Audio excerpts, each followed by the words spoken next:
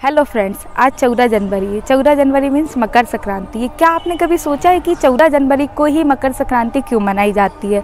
जैसे कि दीपावली हुई, रक्षाबंधन हुए, होली का त्यौहार, ये सब त्यौहार की डेट चेंज होती रहती है। बट क्या आपने कभी सोचा कि मकर संक्रांति की डेट क्यों चेंज नहीं होती? कभी आपका जन्म हुआ जब से आप सुनते आ रहे होंगे 14 जनवरी को ही मकर संक्रांति मनाई जाती है।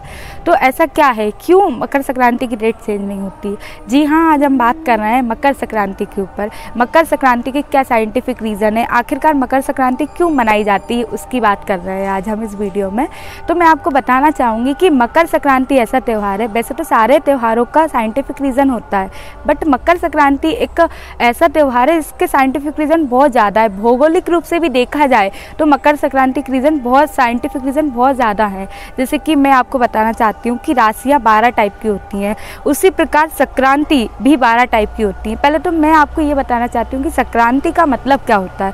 संक्रांति मीन्स होता है ट्रांजिशन। ट्रांजिशन का मतलब होता है कि सूर्य का लगभग ट्रांजिशन फेस में रहना।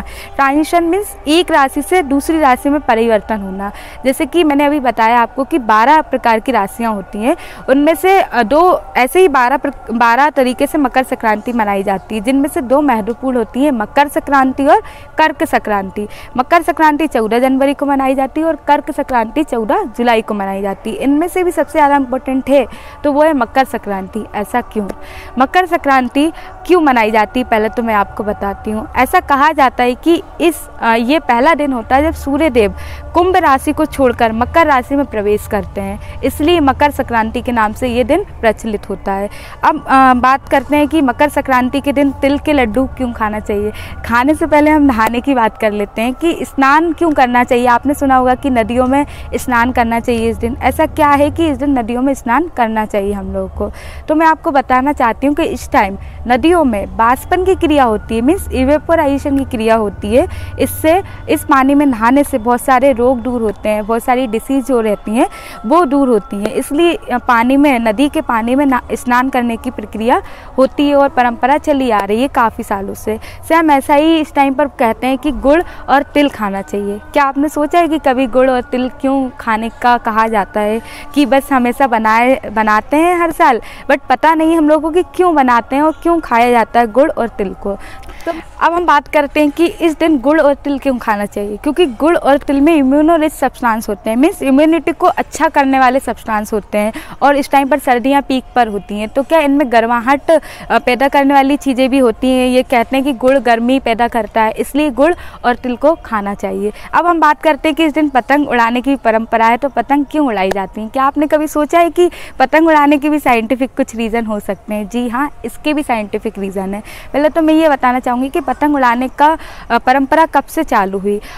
ऐसा कहा जाता है कि श्री राम भगवान जी ने पतंग उड़ाने की परंपरा चालू की थी, और उनकी पतंग जो थी वो इंद्रलोक में चली गई थी, जो कि लौट कर नहीं आई थी। ऐसा तो खैर अभी नहीं होता, और साइंटिफिक रीज़न मैं आपको बता देती हूँ इसके। पतंग उड़ाने से क्या होता है कि बाहर एनवायरनमेंट में सूर्य की किरणें हमारी बॉडी पर आती हैं, और आप सभी जानते हैं कि सूर्य की किरणें में विटामिन डी होता है, और इस पतंग उड़ाने के बहाने से इस दिन हमारे अंदर विटामिन डी का बूस्ट अप डोज चला जाता है, और इससे आपको पता है कि बोन अच्छी हो जाती है और जोड़ों का दर्द वगैरह भी ख़त्म होने लगता है, इसलिए पतंग उड़ाने की परंपरा कही जाती है। और एक बात खास है, इसी दिन मकर संक्रांति के दिन ही स्वामी विवेकानंद जी का जन्म हुआ था। अब आप तो कहेंगे स्वामी विवेकानंद जी का जन्म तो 12 जनवरी को हुआ था और 14 जनवरी को मकर संक्रांति मनाई जाती है। ऐसा क्यों? क्योंकि जब सूर्य देव मकर राशि में प्रवेश करते हैं तो हर साल कुछ मिनट या कुछ घंटे बढ़ते हैं वो, मतलब जैसे सूर्य भगवान आए मकर संक्रांति में तो कुछ मिनट बढ़ जाते हैं हर साल। और इसी से देखा जाए तो हर साल संक्रांति, हर 72 साल में संक्रांति का एक दिन बढ़ जाता है, लगभग 72 से 75 मान सकते हैं अपन।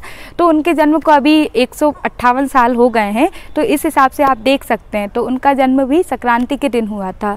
और मैं आपको बताना चाहती हूँ कि मकर संक्रांति सिर्फ हमारे यहाँ ही नहीं पूरे भारत देश में मनाई जाती है, बस इनके नाम अलग अलग होते हैं। जैसे कि बिहार और झारखंड में संक्रांत के नाम से मनाया जाता है, और पंजाब में माघी नाम से, और अलग अलग जगह अलग अलग नाम से मनाई जाती है। तो संक्रांति मनाने के बहुत सारे साइंटिफिक रीज़न भी, और भौगोलिक रूप से भी संक्रांति को मनाया जाता है। तो आप सभी भी मकर संक्रांति का त्यौहार अच्छे से मनाइए।